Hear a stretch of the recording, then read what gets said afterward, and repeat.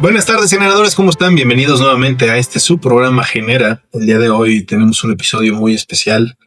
Vamos a platicar con José Luis Urrutia, nuestro amigo, querido vicepresidente de comités, comisiones y representaciones de Canacintra Nacional, expresidente de Canacintra Estado de México, director comercial de Quimifem, una empresa también familiar, exitosa, mexiquense, que la verdad teníamos pendiente platicar y hacer este episodio desde hace mucho tiempo, porque la verdad tienes una historia de gran trascendencia.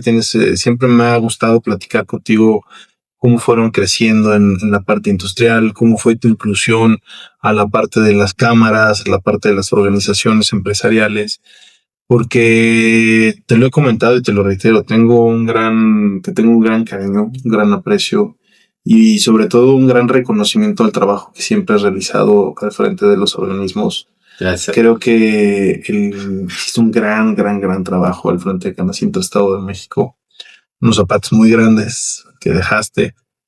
Y la verdad es que es de reconocerte, como te decía, y qué mejor manera de hacerlo que compartiendo tu historia, compartiendo tus vivencias, tus experiencias, y que puedas platicarnos un poco más de José Luis, de quién es José Luis, cómo has avanzado a lo largo de los años en la parte empresarial. Pues bienvenido nuevamente a este espacio donde a veces y en la mayoría de las ocasiones me acompañas en el micrófono, hermano. Entonces, pues bienvenido. No, pues a ver, antes que nada, muchas gracias, Rodrigo, hasta que se nos hizo, como bien dices, y yo más que agradecido, y es un honor poder, pues, en cada ocasión y en cada espacio en los que estamos y compartimos, pues poder platicar, conversar y sobre todo tener tantas experiencias de vida como lo hemos tenido en estos últimos años, ¿no? Entonces, inclusive quiero empezar por eso. Una de las grandes cosas que me ha dejado la cámara, el transitar por la cámara, es el conocer gente tan valiosa, ¿no? Y dentro de toda esa gente de gran valor, el tener amistades, ¿no? Amistades reales en torno a todos estos temas que nos apasionan, ¿no? Entonces, gracias, amigo, por la oportunidad, y para mí, pues, es un honor, no es un gusto, es un honor. Ya vamos a empezar el meeting político. No, aquí nuestros generadores nos van a aventar guayabazos. Hermano. Y mira que el horno, como dicen, el horno no está para bollos en político. No, andando complicada la cosa, la renegociación del TEMEC a la vuelta de la esquina, incertidumbre en muchos sectores, tú lo sabes perfectamente, especialmente en el químico, medidas proteccionistas no tan eficientes como deberían de ser, pero pues ya nos irás platicando. No, a ver, pues mira, entrándole en materia, ¿no? Y creo que el hilo conductor que nos lleva el día de hoy aquí es Canacintra, ¿no? La Cámara Nacional de la Industria de la Transformación. Yo entré a Canacintra hace, para que te des una idea, más o menos hace 16, 17 años, ¿no? Ahí por ahí habrá alguien que me corrige y me diga, no, fueron 15 exactos, fueron 17 exactos, pero entre 15 y 17 años tengo afiliado a la Cámara, y yo entré justo porque me incorporé a una empresa familiar, como lo acabas de mencionar, Quimifem, y como toda empresa familiar pyme, y cuando dices pyme, bueno, a ver, no es lo mismo tener 5 empleados que tener 40 empleados que tener 120 empleados, ¿no? Y puede ser micro, pequeña y mediana empresa. O sea, ser pyme, ¿no? Es el universo pyme a veces no es tan justo en ese sentido, ¿no? No es lo mismo la micro que la pequeña. Entonces, ya entrando en ese detalle, yo te puedo decir que yo estudié ingeniería química hace un buen rato. Ya los que me conocen saben hace cuánto, ¿no? Entonces, come años el señor, es la verdad. Hace bastante. Yo quisiera tener esas habilidades. Hace bastante tiempo que estudié ingeniería química, luego estudié una maestría en administración, pero... me llevas casi 15 años y me veo yo 10 más grande que tú. Ay, no. A ver, la gente que nos ve se lo va a creer. Se lo va a creer. No, de hecho, soy mayor que tú, creo que por 2, 3 años, ¿no? Sí, más o menos. Más o menos. Más o menos. Súmale 5, pero. Más menos que más, pero. La verdad es que yo cuando salí de la universidad tuve la fortuna de desde antes, inclusive de salir, de haber hecho prácticas profesionales en una empresa de adhesivos, National Starch and Chemical, que después fue comprada tiempo después por Henkel, que hoy todavía sigue siendo una empresa que fabrica en México adhesivos y en todo el mundo, y es prácticamente la empresa líder a nivel global en este sector. Y yo trabajé ahí como becario y después fui contratado y tuve diversos roles, desde temas de investigación y desarrollo, hasta temas de servicio técnico con clientes, y eventualmente caí al área comercial. Y cuando digo caí es porque lo busqué, ¿no? Siempre me atrajo el conocer esas aplicaciones que tú veías en el laboratorio, esos trabajos que tú hacías de servicio técnico en el laboratorio para hacer funcionar los productos en determinadas aplicaciones. Siempre quise irlo a ver ya, como decía yo, de a de veras, ¿no? Ir a ver a las plantas de los clientes cómo se aplicaba, cuáles eran las problemáticas que tenían, cómo se podía resolver. Y al final del día, en esta empresa, la manera de lograr eso era incorporarme al área comercial. Y me acabé incorporando al área comercial, me dieron la oportunidad ahí, y debo decirlo como fue. Mi segunda universidad en la vida fue esta empresa, porque me abrió el mundo de una manera importante. Y a veces no somos, fíjate, tan conscientes de eso. Cuando hablamos de adhesivos, cuando hablamos de este tipo o esta categoría de productos, lo bonito es que todo, y voltea a tu alrededor, todo tiene algún tipo o esquema de adhesión.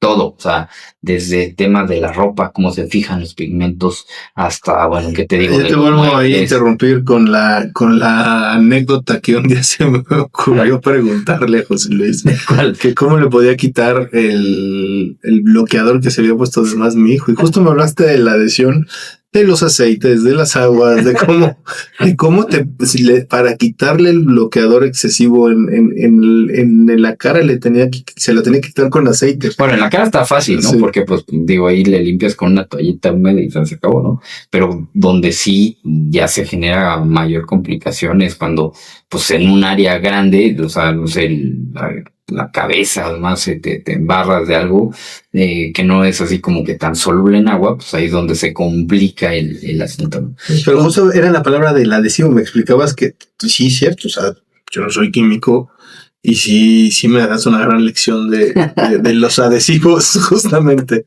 Es que fíjate que tiene que ver con la compatibilidad química, físico-química, ¿no? De las superficies, el tema lipofóbico, lipofílico, o hidrofóbico, hidrofílico. Entonces, al final del día, sin entrar en muchos detalles para que no se nos duerman los generadores, la realidad es que es un mercado fascinante porque todo tiene algún esquema de adhesión, y eso te permite conocer muchísimos procesos.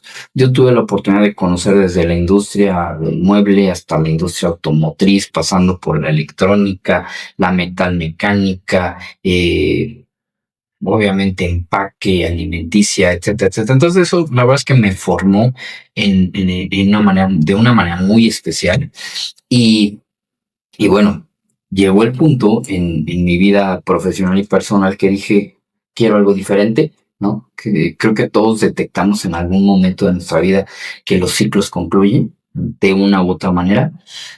Y cuando llega ese punto en donde el ciclo concluye, yo tuve la intención y la voluntad de moverme hacia esta empresa familiar, que en ese entonces, pues la verdad queríamos participar en el sector farmacoquímico. Y para los que nos están escuchando, cuando hablamos del sector farmacoquímico es la industria química que produce materias primas para el sector farmacéutico, ¿no?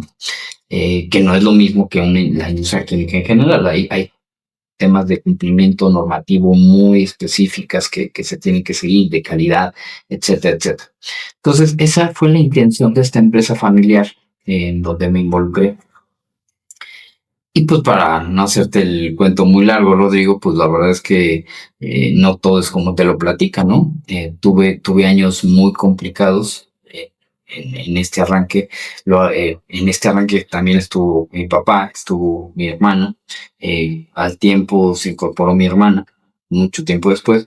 Pero esta dinámica de trabajar en familia, de organizarnos, de buscar crecer como se pudiera, ¿no? Pues la verdad es que ha sido una de las cosas que me ha formado también de una manera muy importante y no podrías explicar la persona que soy hoy o describir la persona que soy hoy sin haber vivido toda esa experiencia en la parte pyme, industrial, química. Fíjate que lo comentas muy bien, la experiencia del inicio, el cómo comenzó, porque al día de hoy se escucha fácil, hablamos de más de 15, 20 años que comenzó la empresa. Desde el 99. 99, estamos hablando prácticamente de 27 años. Que yo me incorporé en el 2007, ya es 2007. Estás hablando de 19 años. Uh-huh. Son 19 años de trabajo, de conocer, de crecer, de emprender, de prueba y error, que muchas veces la gente piensa que las empresas se generaron de la noche a la mañana y hasta critican luego al sector empresarial, ¿no? Porque piensan que es un sector fácil, más el industrial. Lo hemos platicado muchas veces. La cantidad de normas que tienes que cubrir. Imagínate, si una empresa normal, una empresa de inyección, una empresa de maquila de algo, tiene, pues, calcúlale unas 100 normatividades que debe de cumplir. Fácil. Ahora imagínate una química. Cofepris, Coprisem, hasta la parte de las exportaciones que hemos platicado. Entonces, platícanos un poco de qué retos has ido conociendo, o sea, que te vayas diciendo, oye, al principio me encontré con las limitantes, alguna vez nos decías hasta el tipo del cambio de mercado que tuviste de hacer en algún momento, ¿no? O sea, que nos puedas compartir esos errores, esos aciertos, que la gente que nos ve, que nos escucha, puedan decir, oye, ¿sabes qué? Yo me encuentro ahí. Yo quiero aprender de lo que él ya vivió. Fíjate que es una gran pregunta y uno de los grandes aciertos que te puedo decir, a ver, no porque pertenezcamos a Canacintra, pero uno de los grandes aciertos que tuvimos como empresa fue afiliarnos a Canacintra, ¿no? Y nos afiliamos, te digo, pues hace como 15, 17 años.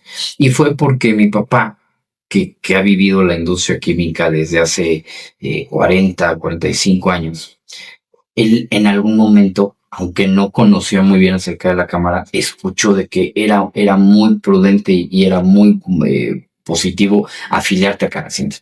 Y entonces en una plática que tuvimos hace muchísimos años, como ahorita, dijimos, creo que sería bueno ir a buscar a Canacintra. Y eso hicimos. Fuimos a buscar a la cámara en ese entonces, nos afiliamos.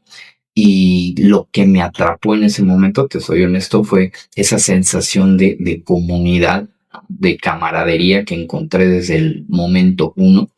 El conocer gente, pues muchos de ellos ya empresarios exitosos y consolidados, que siempre tuvieron a bien el platicar, el preguntarte, el considerarte para qué pensabas, qué opinabas, o ellos expresar su manera de opinar respecto a pues, lo que vivíamos en el sector industrial en ese entonces, ¿no? Que si mercados, que si la tecnología, que si los apoyos, que si el gobierno, etcétera, etcétera. Entonces, eso me atrapó y pues por eso hasta hoy. Entonces, yo de lo primero que te diría es, nadie tiene la verdad absoluta. Podemos saber mucho de acerca de un tema o inclusive podemos saber mucho de muchos temas, pero no de todo. Entonces, en la medida que estemos abiertos a colaborar, a platicar con la gente, a integrar los conocimientos de otros en nuestros proyectos, creo que nos equivocamos menos. Y para mí fue clave, o para nuestra empresa, fue clave habernos afiliado porque tuvimos la oportunidad de conocer mucha gente que en algún momento de la historia de la empresa nos dio recomendaciones y nos dio tips de ir por aquí, por acá, ¿no? Nos dio también línea de a lo mejor haber solicitado apoyos en su momento de lo que fue el CONACYT, ¿no? O de lo que hoy en día es el Consejo Mexiquense de Ciencia y Tecnología.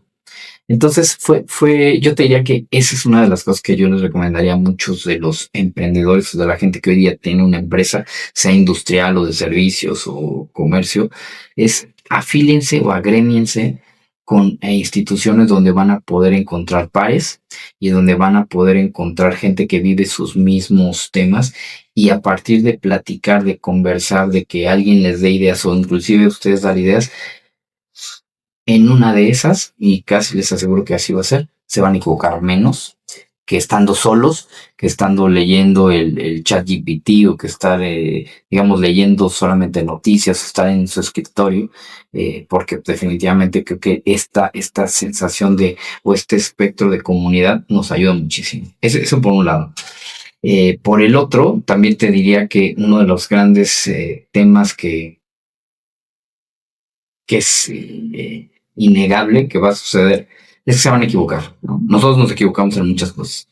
Y al viendo hacia atrás, yo te diría, Ro, que equivocamos en algunas muy básicas, ¿no? Pero así pasa, o sea, inclusive las grandes organizaciones, a veces cuando te platican desde dentro en qué se equivocaron en tal o cual proyecto, te das cuenta que nadie está blindado a veces obviar lo más sencillo o lo más tonto, si lo quieres ver así. Entonces nosotros nos equivocamos mucho, pero creo que aquí la gran enseñanza es no importa cuánto te equivoques. Lo que realmente importa es que tengas la capacidad de recuperarte, la capacidad de levantarte, replantear las cosas y seguir nuevamente un trayecto, ¿no? Porque si tú esperas que el camino o la vía del emprendedurismo es recta y de bajada, jamás va a suceder eso. Y creo que tú lo has experimentado también de muchas maneras. Al final del día te vas a equivocar, pero lo importante es no es descalabrarse de manera mortal, si lo quieres ver así, ¿no? Sino, si algo no te sale, adelante, sigue, continúa y hacia adelante, ¿no? Fíjate que le agregaría la palabra aprendizaje. Sí. Creo que lo defines perfecto, es equivócate, recupérate, aprende y vuelve a empezar. Entonces, esto me queda claro que es parte del crecimiento de la empresa. Hay una metodología que era el Plan Do Check Act, ¿no? El PDCA. Sí.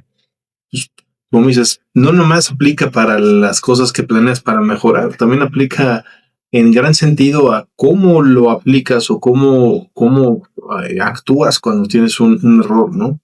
Porque lo puedes hacer a la inversa. O sea, es qué me pasó, qué hice, cómo lo chequé, no lo chequé y ahora cómo actúo para darle la vuelta. Y eso para mí es el crecimiento. Y de ahí viene la siguiente pregunta, José Luis. ¿El crecimiento duele para la empresa? ¿Crecer la empresa duele? ¿Cuáles son las complicaciones? Yo diría siempre duele. Pero entonces, siempre duele. ¿Cómo lo has vivido? Porque cuando creces es cuando más se cumple. A ver, fíjate que, y regresando un poco a la historia de la empresa y lo que vivimos, la verdad es que, a ver, vivimos situaciones bien complejas, ¿no? Bien complejas como dice nuestra presidenta nacional, Lourdes Medina, me gusta mucho un término que ella acuñó, o al menos no sé de dónde lo sacó, pero lo dice mucho de sudar la nómina. Creo que muchos de nosotros hemos experimentado ese sudar la nómina respecto a decir, ching, no hay suficientes ventas, pero tengo un compromiso con la gente que tengo aquí y es que tengo que sacrificar mi salario, mi sueldo, lo que tengo que recibir en aras de cumplir con esas obligaciones que tienes con tu gente.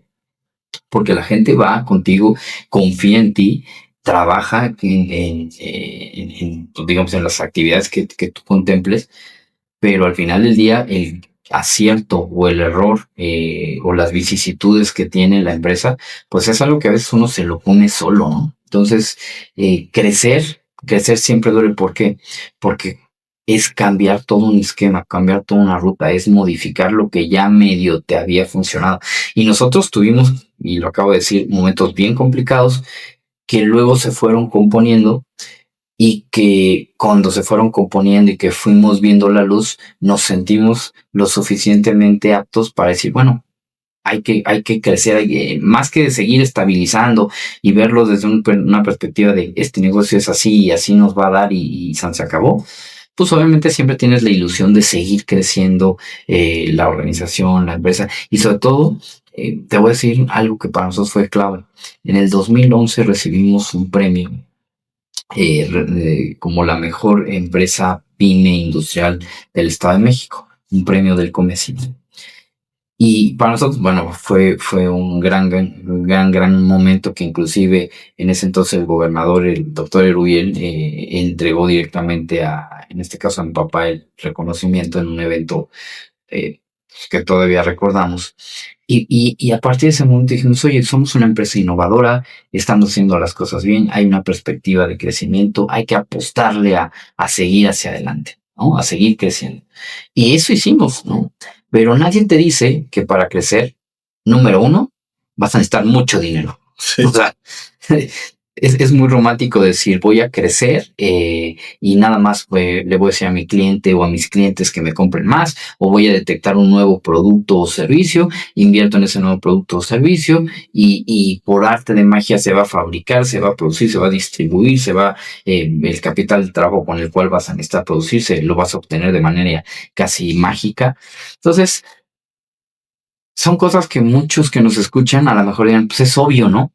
Pero cuando tú estás en esa dinámica, a veces no es tan obvio, ¿no? Y dices, chin, ya me embarqué, ya me invertimos más, ya está comprometido todo lo de la empresa en este u otro proyecto. Sí, ya no te da la capacidad. Y a veces ya dices, cuando te das cuenta que dices, chin, a lo mejor no fue tan buena decisión, ya tampoco te puedes echar para atrás porque dices, es más costoso ir hacia atrás que hacia adelante, ¿no? Entonces, creo que el gran tema ahorita, siguiendo la pregunta que tú dices, crecer siempre duele, pero es una decisión y es una decisión que tienes que tomarla basando en qué tanto potencial real tiene un negocio.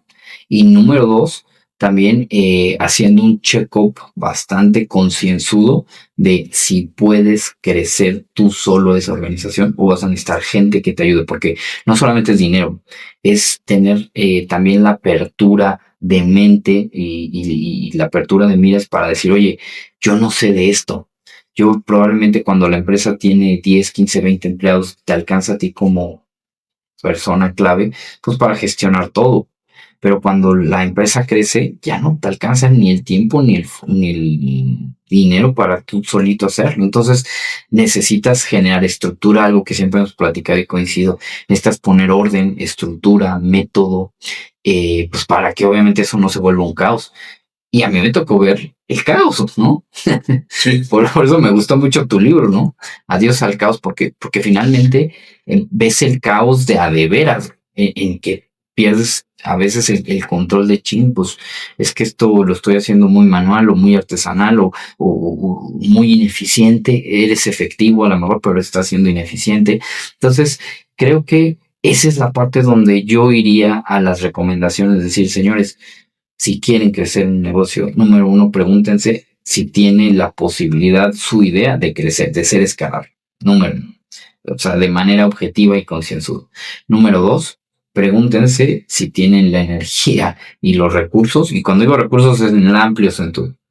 Y número tres, también hagan un check-up muy personal de si quieren aventarse esa nueva misión de hacer que sea un negocio, porque eso te va a consumir no nada más recursos, Tiempo. te va a consumirte a ti, tu tiempo, tus ganas, tu enfoque, tu pasión, o sea, va a estar involucrada y va a estar prácticamente mezclada en la organización en este punto, ¿no? Ya digo, cuando hablamos de empresas multinacionales con consejos, ese es otro boleto, pero cuando hablamos de la pyme en donde los dueños o o el fundador está inmiscuido ahí, a ver si tenemos un buen dicho en México que dice que al ojo del amo engorda el caballo. Si no estás ahí, no Sí. va a suceder. Sí, eso es cierto. Eso es 100% cierto. Y fíjate que, nuevamente, reiterarte, la parte del crecimiento siempre viene, como dices, acompañada del caos, ¿no? Y creo que un poquito en la experiencia que yo he tenido, me he dado cuenta que las empresas no necesariamente se atoran o no crecen porque no quieran. Muchas veces el mismo empresario, el mismo dueño o el mismo CEO, a veces trata de ganar más con lo mismo, ¿no? Entonces, presionan, como lo decías, y por eso me iba a esta parte, ¿no? Presionan tanto la empresa que no se dan cuenta cuando la capacidad de producción ya está rebasada, ya la proyección no está bien hecha. Y el crecimiento no necesariamente significa que ganes más. Sí. Pero sí significa que vendas más. Entonces, es un albur porque muchas veces ese crecimiento puede ser que tu rango de utilidad vaya a ser el mismo al principio. Ya cuando la haces productiva y vuelves a crecer y recuperas el margen, pues ya es diferente, pero al principio pues yo creo que hasta pierdes dinero, como lo decías, ¿no? Tal cual. Entonces, me gusta mucho el que compartas esta parte, porque creo que es lo que realmente nos ayuda a entender esa parte de no tenerle miedo, simplemente ser precavidos, ¿no? Entonces, ahora pasaría, José Luis, vas a la empresa, creces en la empresa y en algún momento das un giro un poco y te empiezas a involucrar en Canacintra. Pues mira, regresamos al hilo conductor. Desde que me afilié tuve la fortuna de conocer mucha gente que al pasar del tiempo fue siendo los presidentes y la presidenta de la Cámara. Y a partir de ese networking, de esa relación, de ese relacionamiento, ellos me decían, oye, pues, ¿por qué no te integras a la mesa directiva?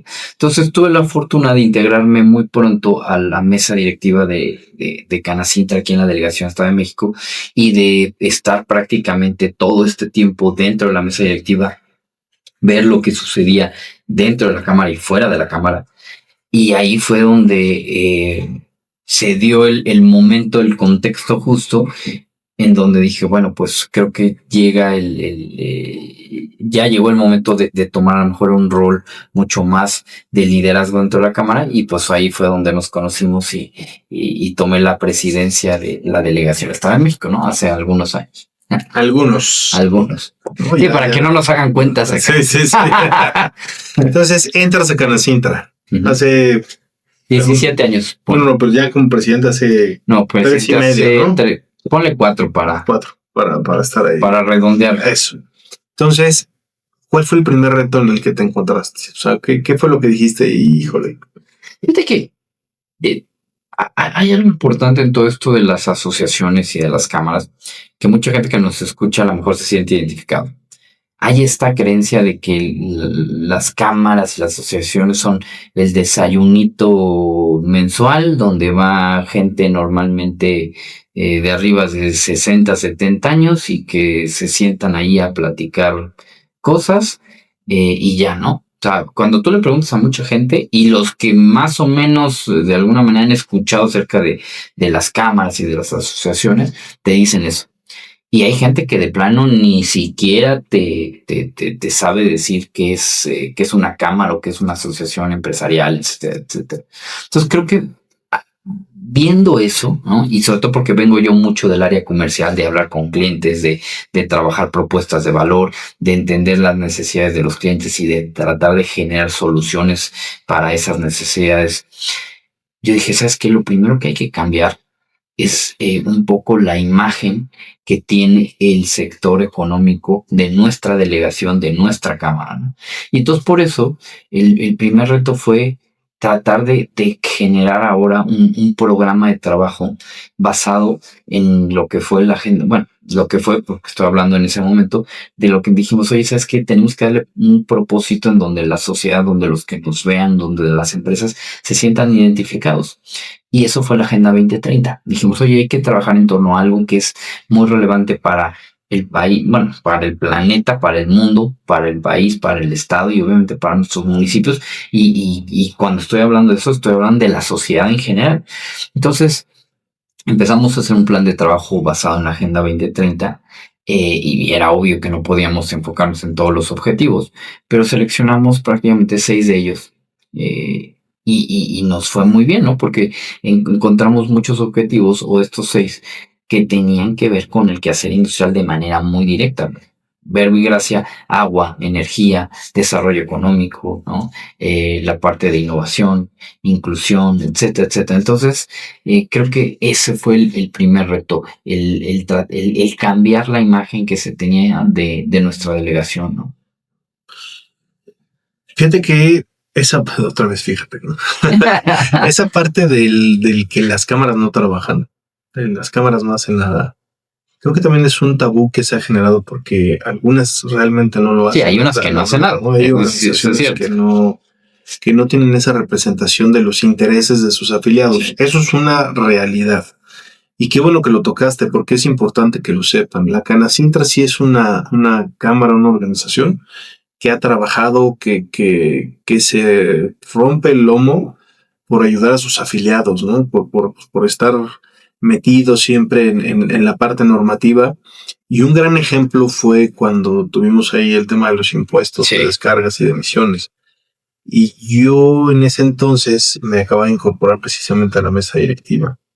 Entonces, platícanos un poquito de cómo te tocó defender a la industria ante la emisión de estos nuevos impuestos, ¿no? No recaudatorios.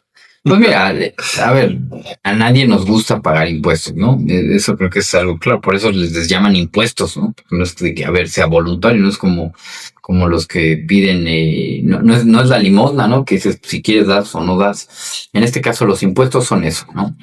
Obligaciones que tenemos como contribuyentes, ya sea persona física, moral, empresas, etcétera, etcétera. Entonces, en ese entonces nos tocó que el gobierno del Estado de México dijo, oye, en aras en teoría, ¿no? Apoyar el aspecto medioambiental, vamos a poner un impuesto, vamos a subir el impuesto sobre emisiones y vamos a incorporar posteriormente un impuesto sobre la calidad del agua que se descarga. Y te voy a decir algo, creo que la industria en general, y aquí sí me atrevo a decir ya hablarte por la industria en general del país, no está en contra del cuidado del medio ambiente. Creo que eso ha cambiado de manera radical, por lo menos en los últimos 15 años. Y de verdad lo digo de manera radical. Si hoy en día ves la operación de muchas empresas, prácticamente todas tienen alguna acción en torno al cuidado del medio ambiente de una u otra manera. Algunas de una manera muy formal, otras no tanto, pero todos tienen algo. Obviamente hay unas que dicen yo quisiera, pero tampoco me dan los números. Entonces, normalmente tienen aspectos más acotados, pero todos hacen algo, porque la autoridad creo que ha trabajado mucho en generar conciencia de que pues, hay cosas que ya no pueden hacerse en México, como a lo mejor se hicieron hace 40, 50, 60 años.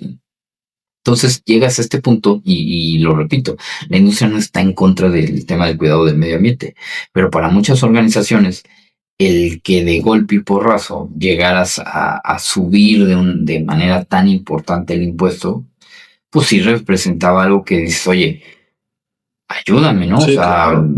creo que necesitamos ponernos de acuerdo respecto a cómo se va a manejar esto nada más este año, sino a futuro. Entonces nos tocó en ese punto hablar muchísimo con la Secretaría de Finanzas del Gobierno del Estado, hablar con diputados, obviamente del Congreso local, hablar con varios secretarios y exponerles esto, ¿no? A ver, no es estar en contra, es simplemente expresar que esa decisión tiene consecuencias y tiene consecuencias nocivas para mucha gente del sector. Al final, debo decirte con mucho, pues digo, que la verdad es que ahí sí con mucho orgullo, que gracias a todas estas conversaciones que tuvimos con los actores políticos y también agradeciendo a muchos de estos actores políticos que tuvieron la sensibilidad de escuchar y de entender que muchas de estas medidas verdaderamente creo que no era ni el momento ni la forma de implementarlas, pues es que logramos que en vez de irnos digo, para darte en perspectiva, se planteaba cambiar de 36 a 108, si mal no recuerdo, y al final quedamos en 58 pesos, creo que por tonelada de CO2. En el tema de las descargas de agua, sí pudimos, por ejemplo, cambiar el esquema de que tenías que hacer análisis cada mes de agua, que era algo oneroso para la pyme sobre todo. Y entonces ya la autoridad te permitió un tiempo mayor, ¿no? Entonces, creo que la autoridad fue lo suficientemente sensible para, para adoptar algunas de las medidas que tuvimos. Hubo otras que pues la autoridad no las tomó, pero creo que sí sigue como parte de nuestra responsabilidad como industria y como cámara el seguir acercando este tipo de argumentos a la autoridad, pues para que los tenga en cuenta y finalmente se tomen mejores decisiones. El Foro del Agua me dejó a mí un dato muy interesante, que por cierto, los primeros foros de agua... Todo un éxito, Rodrigo, y la verdad es de felicitarte y felicitar al equipo de la Cámara por un trabajo verdaderamente, yo lo diría espectacular. O sea, sí le diste un empujonzote este año al tema del agua, de verdad. Digo, volvemos a lo mismo, es la herencia que también nos has dejado ahí en la delegación, que es un tema de darle seguimiento, pero un dato me interesó mucho. 5 o 6% de la utilización del agua realmente es la que tiene la industria.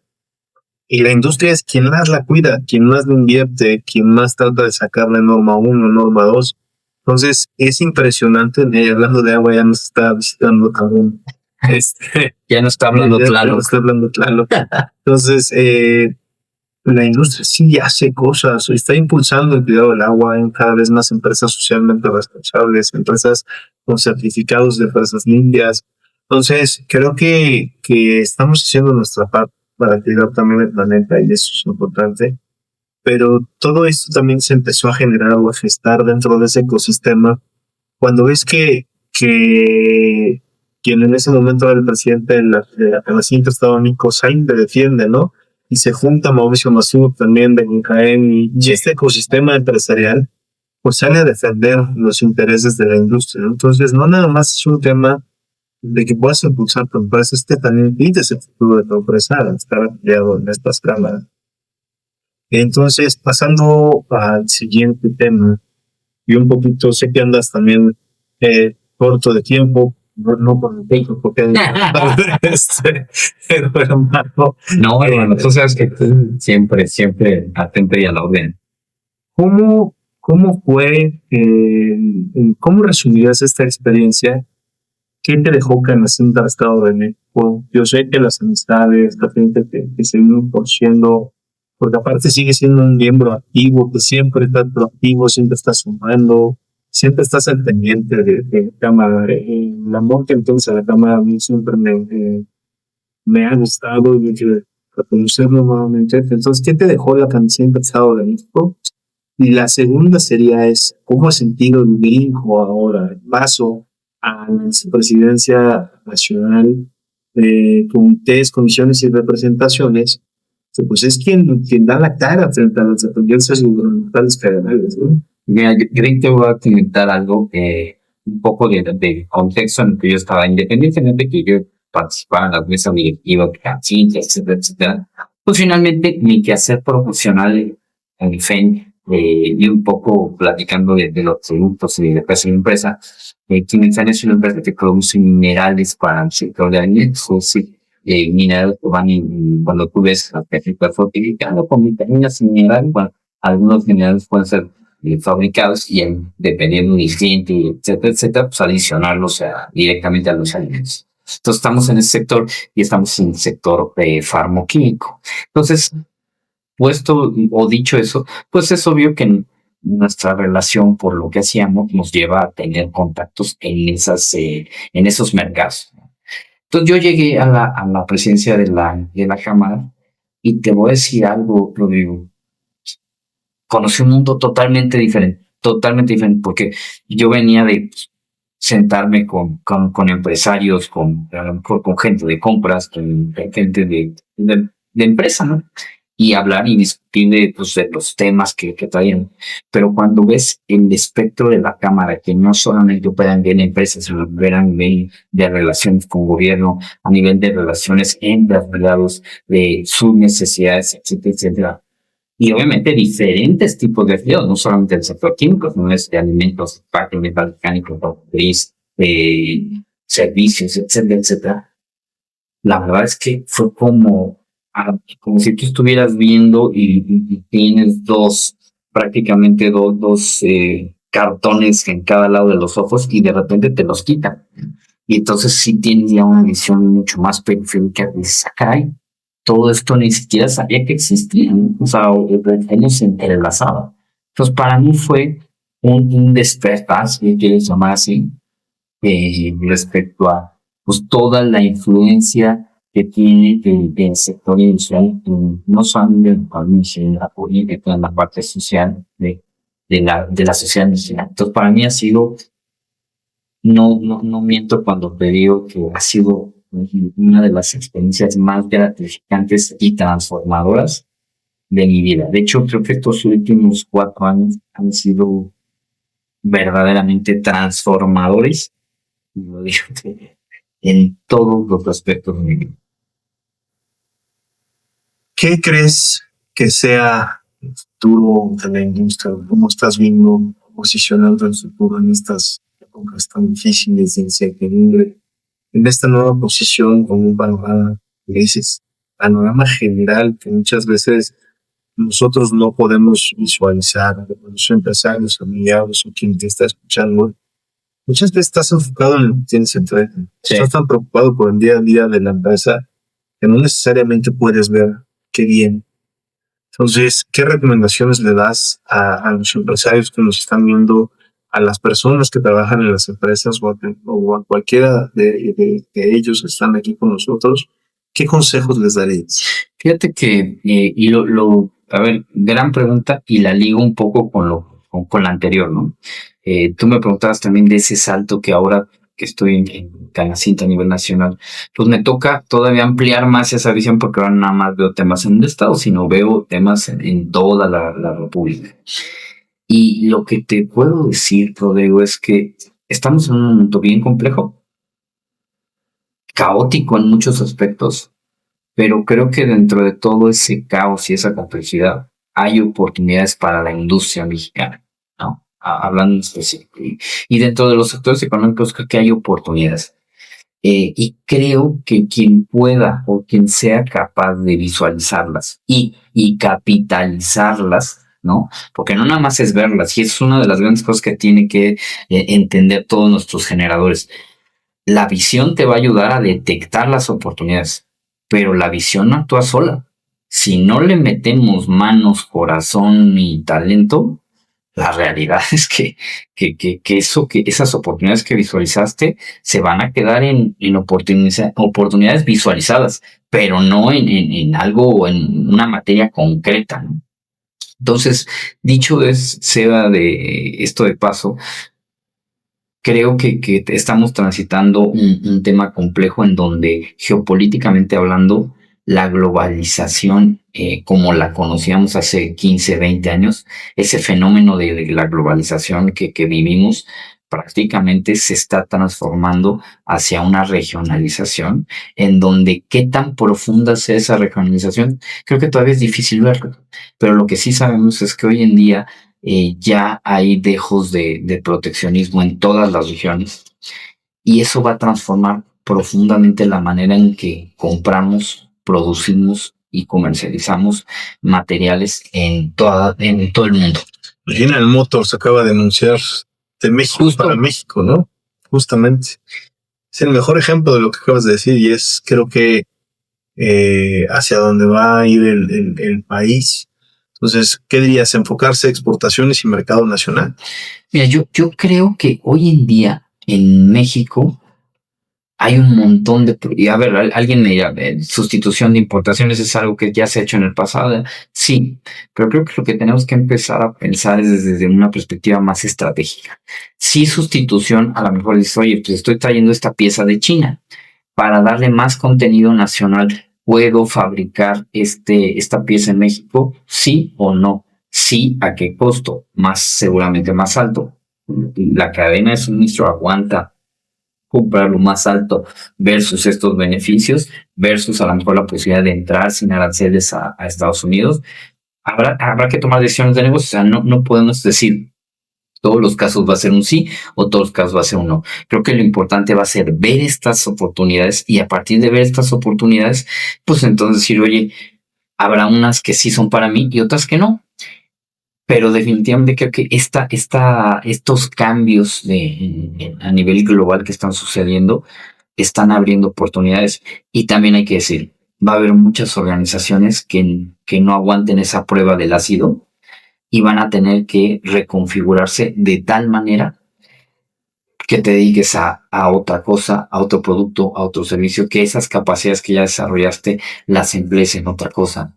Porque hoy en día, y lo he dicho siempre, la palabra clave, no nada más para México, sino para cualquier industria ubicada en cualquier parte del mundo, es competitividad.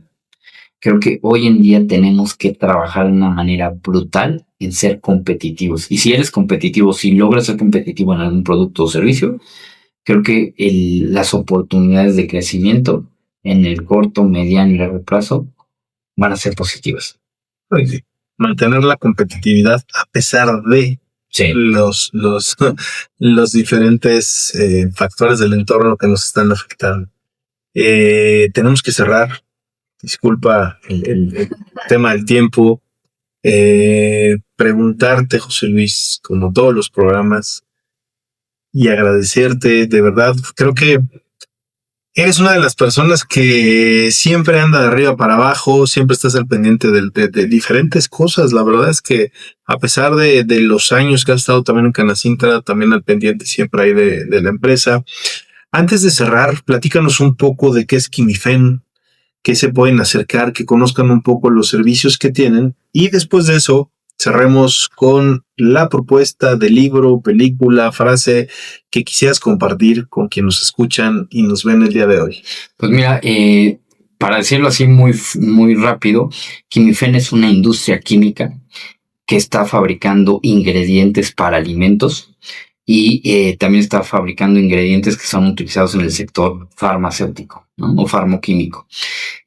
Nosotros como empresa química estamos abiertos también a maquilar muchos procesos que tenemos en la organización, como son maquila, molienda, envasado de diferentes materiales, reacciones químicas, mezclas, líquidos, polvos, etcétera, etcétera. Entonces, yo siempre he dicho que las plantas químicas son como la cocina de tu casa, pero todo en grande, ¿no? O sea, todo pensado para producir muchos kilos o muchas toneladas. Entonces, nosotros también ofrecemos esos servicios de maquila. Algo importante que decir es que contamos con certificaciones tanto nacionales como para exportar a Estados Unidos, ¿no?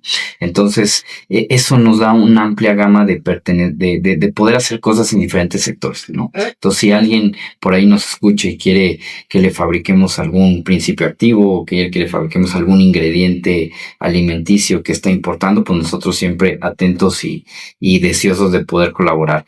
Dicho todo esto, y mira que no porque seas mi amigo y porque de verdad te tengo un aprecio desde el corazón, sino creo que uno de los libros que he leído recientemente y que me gustó verdaderamente mucho fue el tuyo, de Adiós al Caos.